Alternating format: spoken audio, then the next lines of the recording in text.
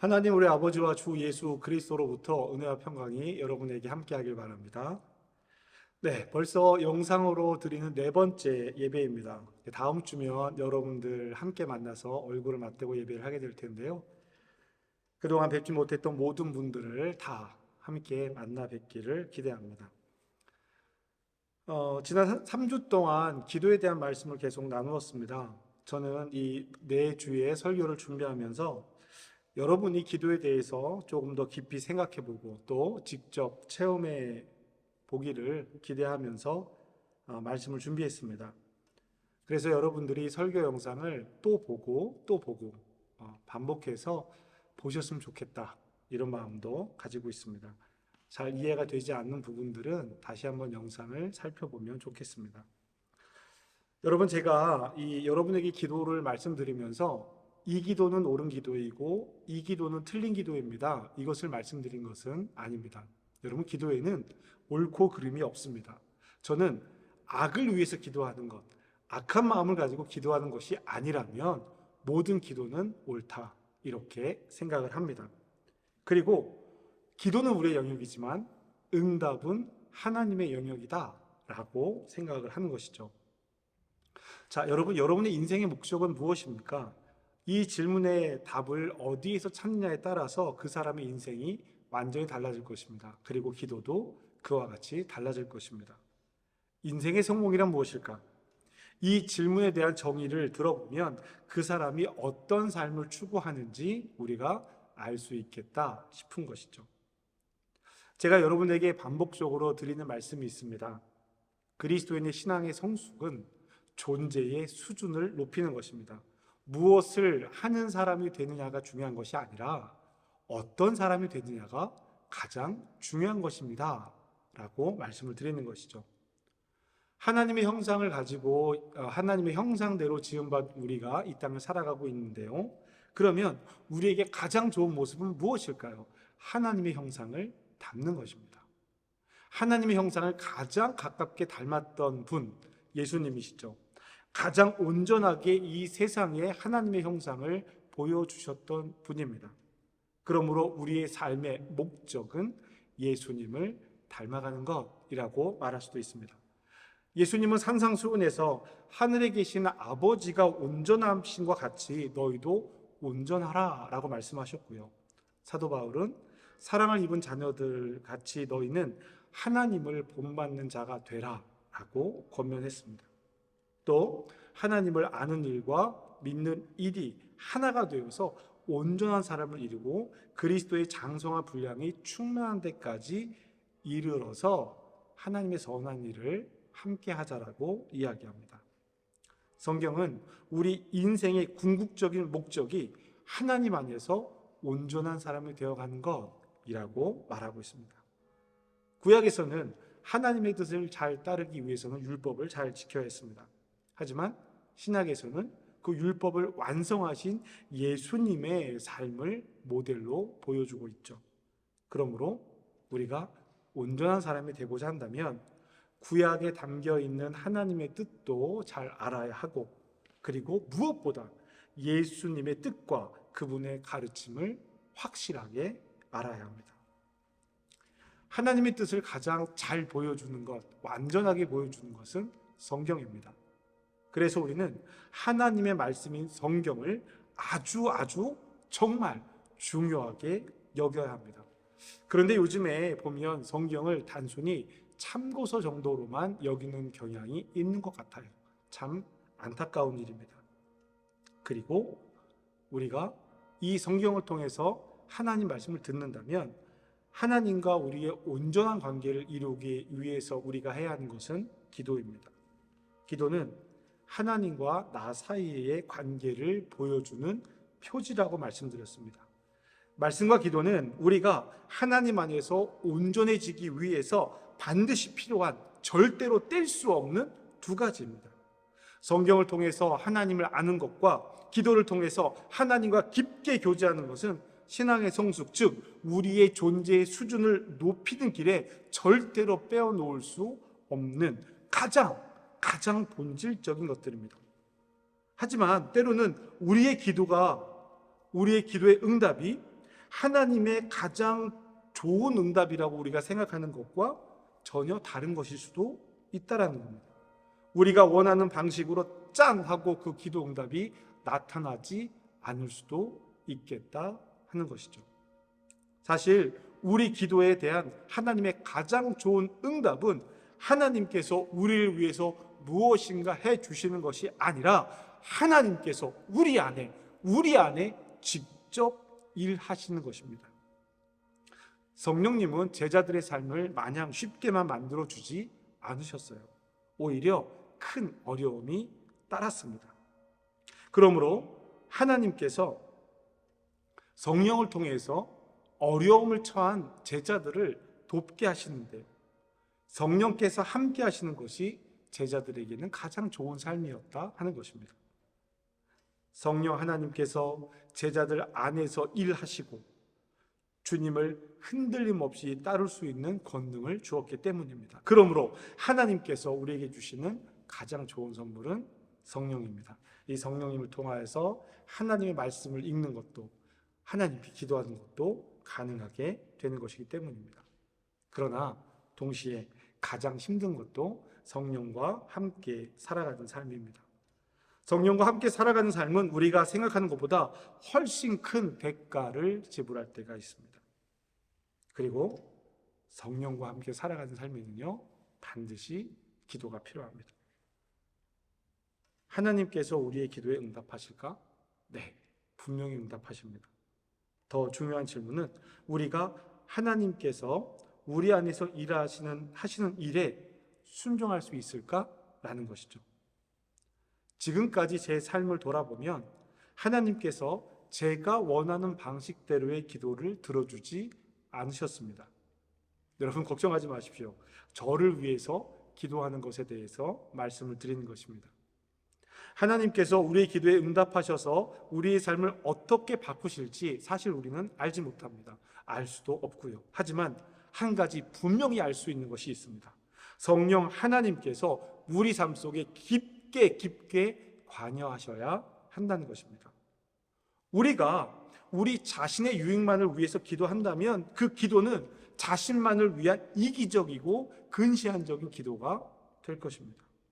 하지만 우리가 하나님을 알고 하나님께 영광 돌리기 위해 기도한다면 우리의 기도는 하나님께서 마땅히 계셔야 할 것, 즉 모든 것의 중심에 하나님께서 계실 수 있도록 해드리는 기도가 되겠다라는 것이죠. 그렇게 되면 우리가 우리 자신의 필요를 위해서 기도한다고 할지라도 그 기도는 결국 하나님을 기쁘시게 하고 하나님께 영광 돌리는 기도가 되는 것입니다. 예를 들어서 병이 낫기를 위해서 기도한다고 합시다. 그 기도는 하나님 나라를 위한 일을 함께하는 기도가 될 수 있습니다. 이 병이 나아서 하나님 나라의 일에 동참할 수 있게 해주세요 라고 기도할 수 있는 것이죠. 설령 병이 계속 낫지 않는다고 하더라도 내가 살든지 죽든지 상관없이 하나님께 영광 돌리기 위해서 힘쓰겠다라고 기도할 수 있는 것입니다. 거기까지 우리가 자랐으면 좋겠어요. 아픈 마음을 서로 나누고 기대고 보듬으면서 하나님께서 우리 안에 하시는 일을 경험하면 좋겠습니다. 그래서 하나님의 영광이 우리의 삶을 통해서 드러나기를 기대하고 소망하는 것입니다. 우리는 우리 스스로 변해야 한다는 것을 너무나 잘 알고 있습니다. 그래서 우리는 변화를 위해서 정말 많이 기도합니다. 그런데 막상 우리 마음은 고집스럽게 변화를 거부하더라라는 것입니다.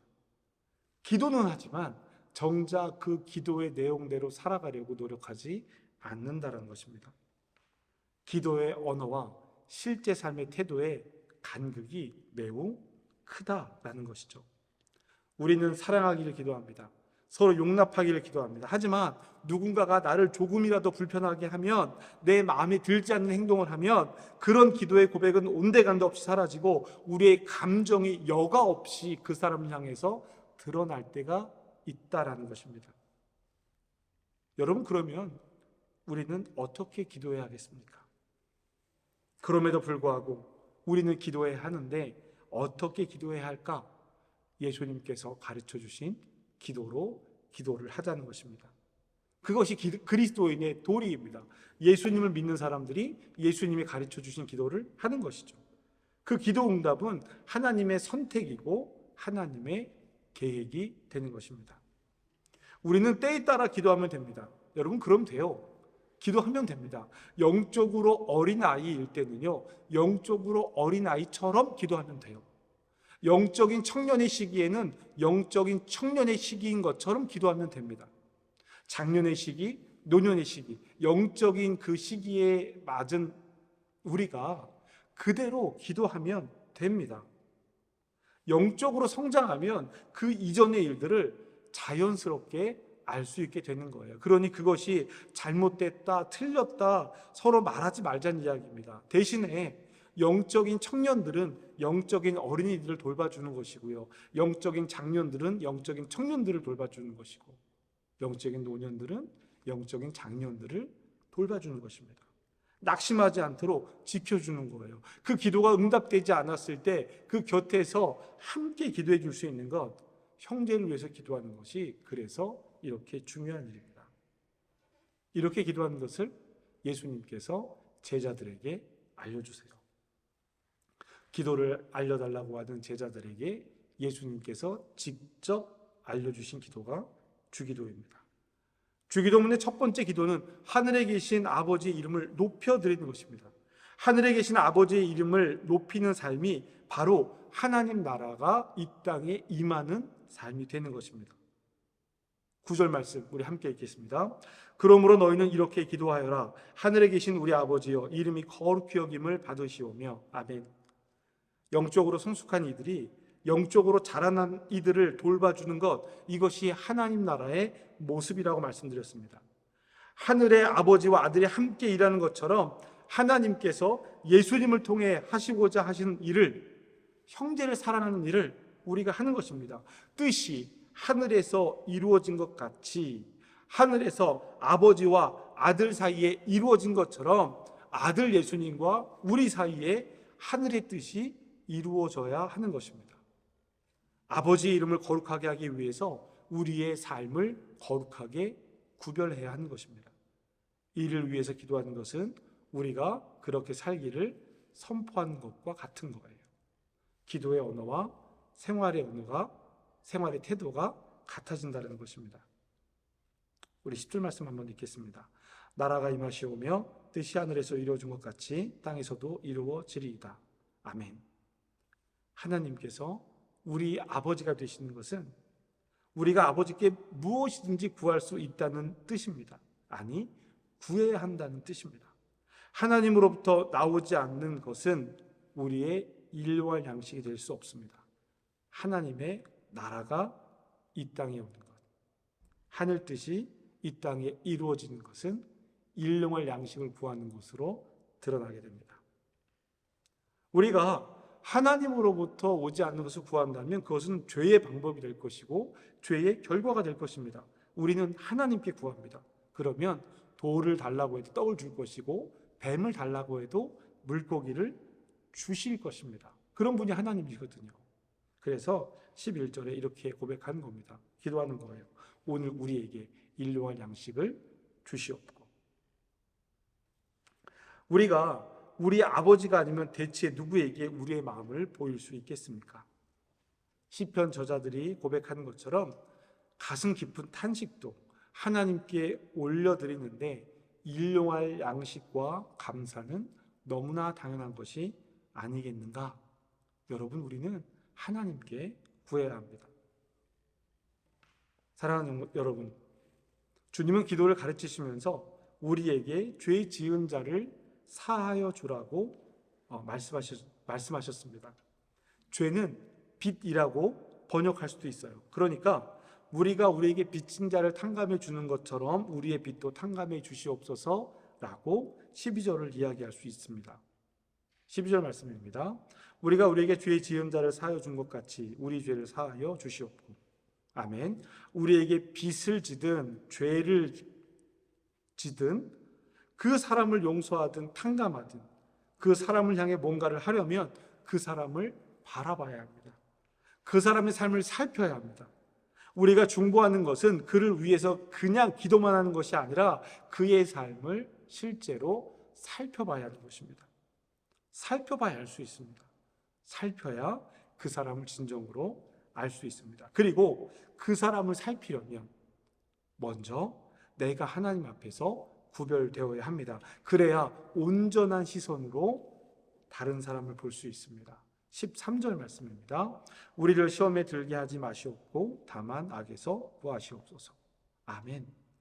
내가 시험에 들지 않아야 앞서 기도한 모든 것들이 바르게 갈 수 있습니다. 기도는 내가 시험 안에 있고 기도하는 내가 악에 빠져 있는데 어떻게 다른 사람을 바르게 할 수 있겠습니까? 어떻게 하나님을 바라볼 수 있겠습니까? 그러므로 우리는 시험에 들지 않도록 악에서 구원받기를 기도해야 하는 것입니다. 우리가 우리에게 죄 지은 자를 사하여 주는 것은 그저 윤리 도덕적 행위가 아닙니다. 오히려 윤리 도덕적인 행동이라면 죄를 용서하면 안 되겠죠. 그에 합당한 벌을 주고 징계해야 할 것입니다. 하지만 주님은 우리에게 용서를 가르치십니다. 그 관계의 출발점이 바로 하나님과 나 사이라는 것을 여러분 잊으시면 안 됩니다. 주기도문은 하나님과 나의 관계, 하나님 나라를 알려주신 예수님과의 관계, 그리고 이웃과의 관계, 나아가 나와 나 자신 간의 관계까지 모든 것을 담고 있는 기도입니다. 우리의 기도는 이 주기도문을 바탕으로 확장되어야 합니다. 이것이 기본이에요. 주기도문은 말하자면 헌법 같은 것입니다. 신앙생활의 헌법 같은 거예요. 헌법은 단순합니다. 복잡하지 않아요. 하지만 모든 법이 헌법으로 설명되어집니다. 주기도문은 짧은 5절로 이루어진 기도이지만 모든 기도가 여기에서 시작된다는 것을 절대 잊으면 안 됩니다. 우리는 기도해야 합니다. 하나님께 바라는 기도를 하든 청원하는 기도를 하든 탄원하고 소망하는 기도를 하든 기도의 내용이 중요한 것이 아닙니다. 기도하는 것이 중요한데 누가 어떤 존재가 기도하느냐가 중요한 것입니다. 기도를 포기하는 순간 우리는 하나님의 뜻을 포기해버리는 것과 같은 거예요. 기도의 가장 중요한 첫 번째 요소는 내가 하나님 앞에 어떤 존재가 되느냐라는 것입니다. 그것을 위해서 기도하는 거예요. 기도는 하나님과 소통하는 통로입니다. 성경이 하나님께서 우리에게 주신 하늘의 뜻이고 하나님의 말씀입니다. 성경에는 우리의 역할이 없어요. 우리는 성경을 읽으면 돼요. 하지만 기도는 우리의 역할이 있어요. 하나님과 소통하는 겁니다. 내가 말씀드리기도 하고 내가 요청하기도 하고 내가 바라기도 합니다. 때를 부리기도 하고 하나님께 따지기도 합니다. 억울하다고 속상하다고 화를 낼 수도 있어요. 그런 관계예요. 그리고 하나님께서 말씀하시기를 기다리는 겁니다. 사랑하는 여러분, 저는 이 기도의 힘을 믿습니다. 성도가 서로를 위해서 기도하는 것을 믿습니다. 내 힘으로 해결되지 않는 일을 위해서 기도하는 것 믿습니다. 기도는 예수님께서 우리에게 주신 약속입니다. 서로를 위해서 기도합시다. 기도한다는 것은 단순히 말만 그렇게 하고 생각만 그렇게 하는 것이 아니라 그 기도가 이루어지도록 오늘 내가 할 수 있는 일을 실제로 하는 거예요. 여러분, 다시 말씀드립니다. 우리가 어떤 내용을 어떻게 기도하는가, 이것보다 훨씬 더 중요한 것은 기도하는 내가 어떤 존재인가라는 것입니다. 존재의 수준을 높이는 것입니다. 그러면 기도의 내용은 저절로 달라져요. 그리고 무엇보다 중요한 것은 우리가 기도를 하는 것입니다.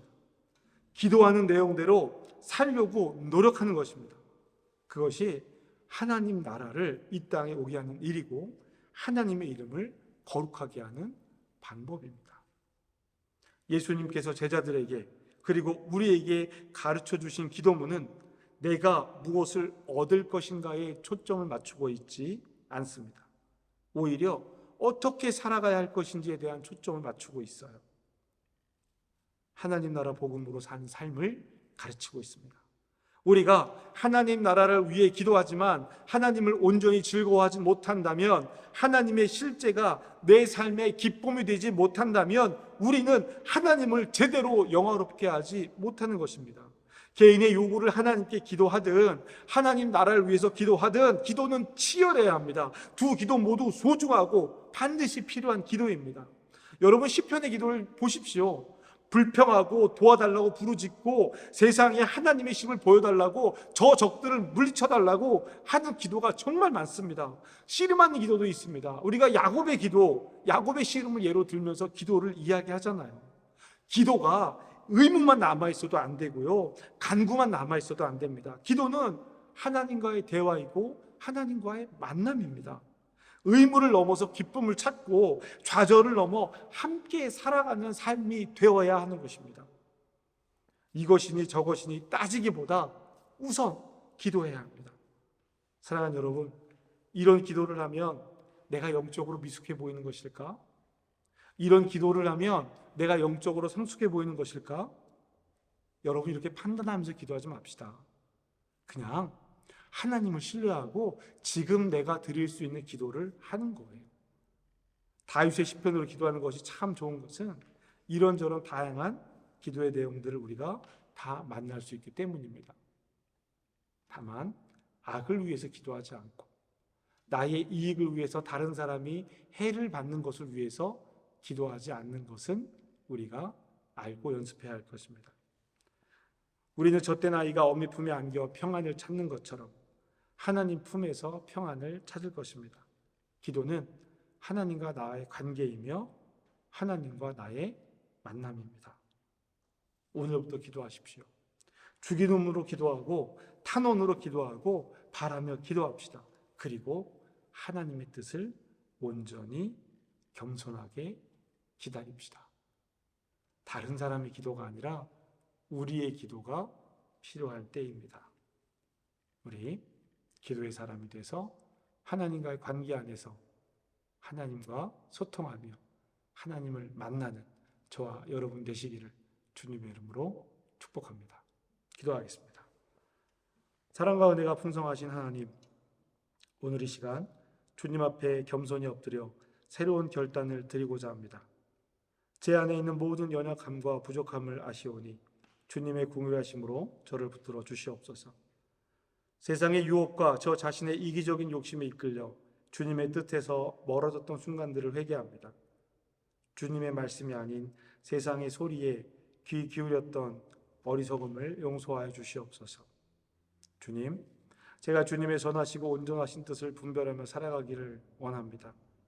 매일의 삶 속에서 주님을 예배하고 주님께 영광 돌리는 삶을 살게 하여 주시옵소서. 성령님, 저와 늘 동행하여 주셔서 믿음의 굳건함을 지켜나갈 수 있도록 인도해 주시고 내 안에 변화될 용기를 허락하여 주시옵소서. 주님께서 가르쳐 주신 기도를 따라서 우리의 기도가 시작되기를 원합니다. 하나님, 성령께서 우리를 도우시는 것 우리가 오늘 믿음으로 구합니다. 너희는 이와 같이 기도하라고 말씀하신 예수님의 말씀을 따라서 기도하는 사람 되도록 주여 도우시고 인도하여 주시옵소서. 예수님의 이름으로 기도합니다. 아멘.